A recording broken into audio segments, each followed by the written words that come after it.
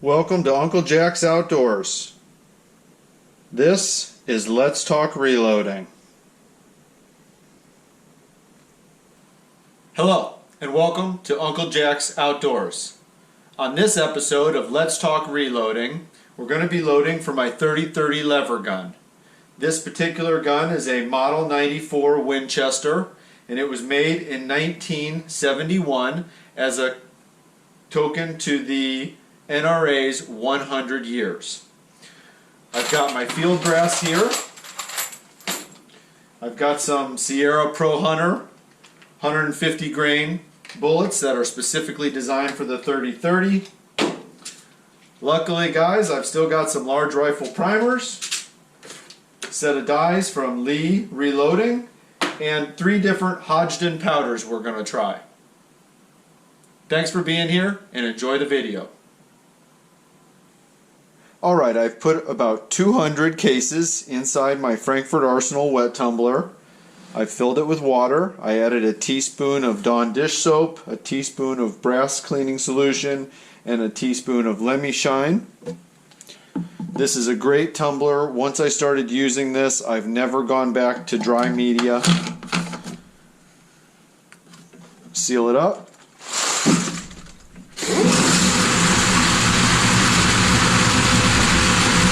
About 2 hours. Okay, so here we have the cleaned cases. I tumbled these for 2 hours. I dried them in the sun for a day and then put them in the oven at 350. And 350 was probably a little bit high. It's hard to tell, but the brass ever so slightly started to purple.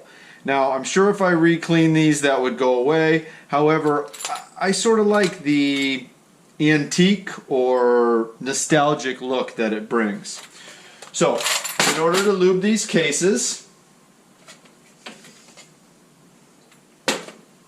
we're going to use some Imperial sizing dye wax. I like to take my wax and just touch it about 4 places inside the 1 gallon bag.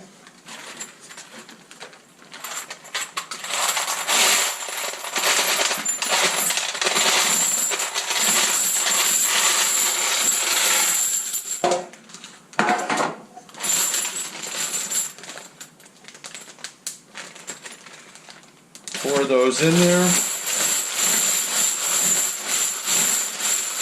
And I'll tumble them like this for about a minute.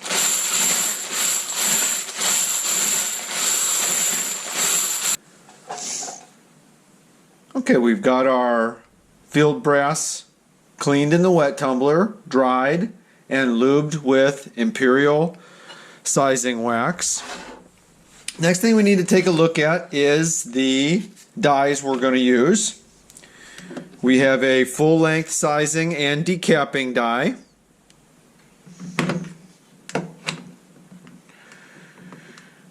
We have a factory crimp die. This is going to be important for our 30-30. And we've got a bullet seating die. I like that Lee has changed the lock nuts to a more finger-friendly design here. That's nice.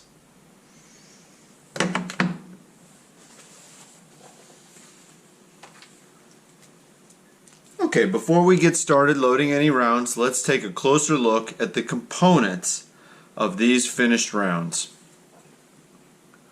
First, we have my 30-30 field brass, which I value at 25 cents a piece. We're loading with CCI number 200 large rifle primers, 5 cents a piece. We're loading a Sierra 150 ProHunter, 34 cents.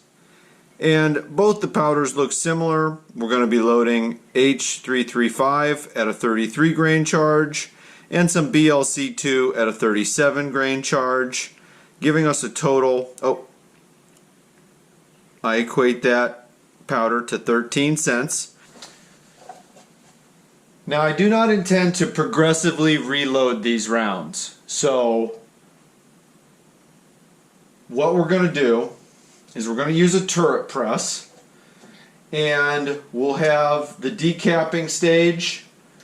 We'll move along. I'll fill it with powder. We'll seat the bullet, and we'll crimp it. So each bullet will go from start to finish all in one go here, and we're just going to use a 4-position turret press. Stage 2 will be empty, and I will likely, once the bullet comes up through the stage here in number 2, I'll likely put the funnel right on there and do the powder charge.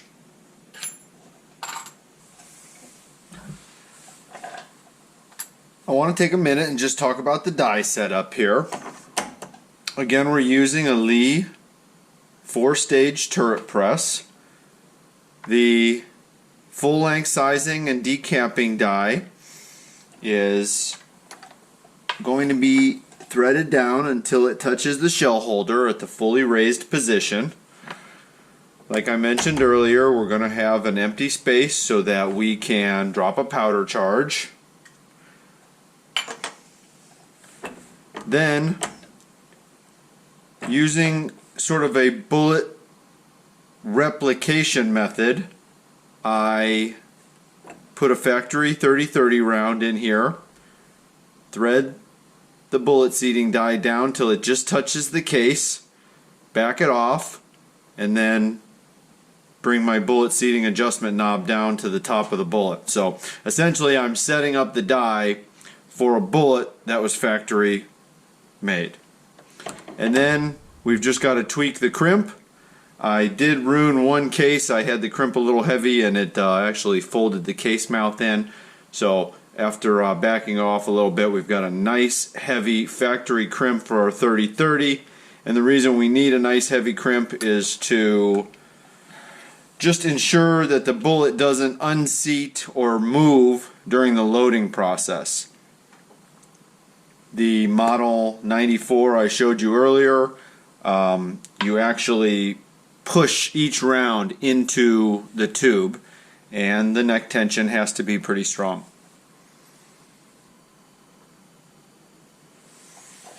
Okay, with all that being said, let's go ahead and make a round.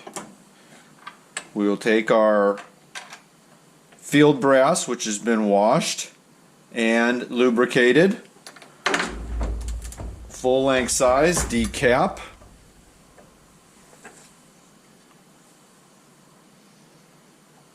On the downward stroke, we'll install the primer.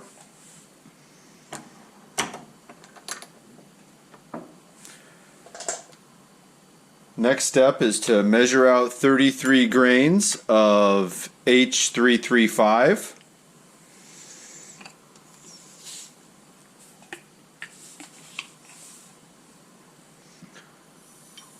That might be perfect.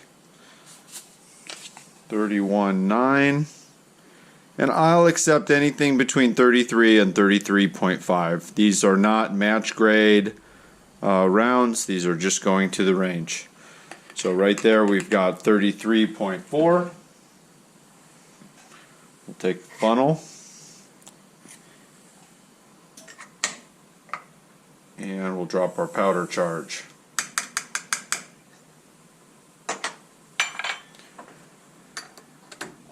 Next thing, we'll seat a bullet.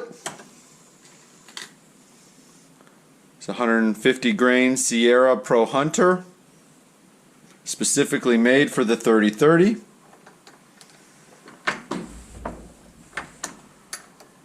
Bullet seat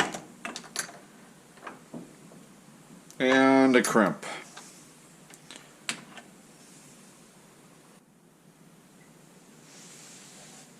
Let's proceed with a few more rounds. Size and decap. New primer. I'm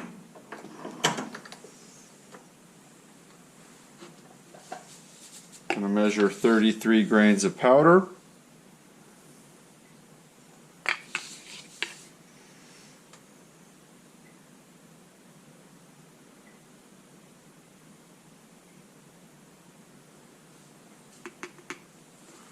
33.1 looks good. Throw a powder charge.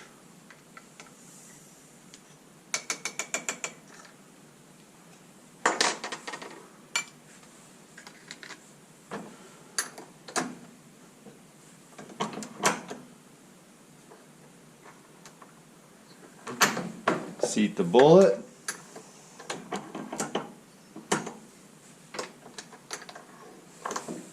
And a factory crimp.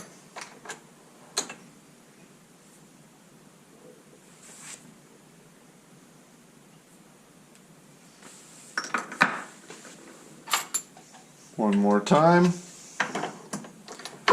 Size and decap. Reprime.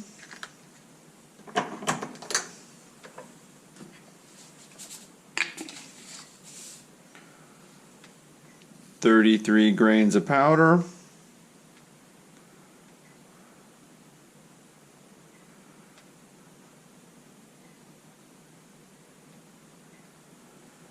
There's 33.1 again.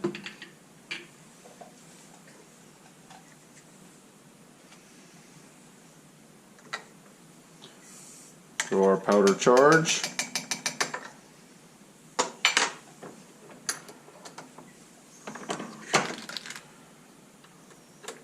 Gonna seat a Sierra ProHunter bullet.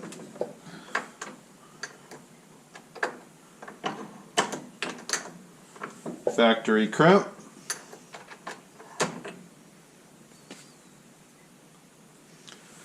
We should check our overall length. I'm shooting for 2.52.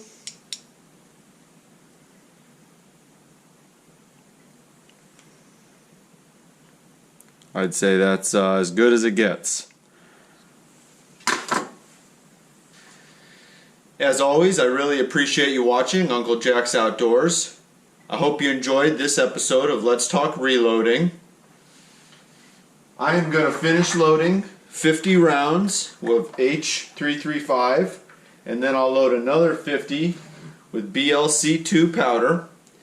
And my next video on 30-30, we're going to take these bullets out to the range and measure some velocities. Merry Christmas, everyone.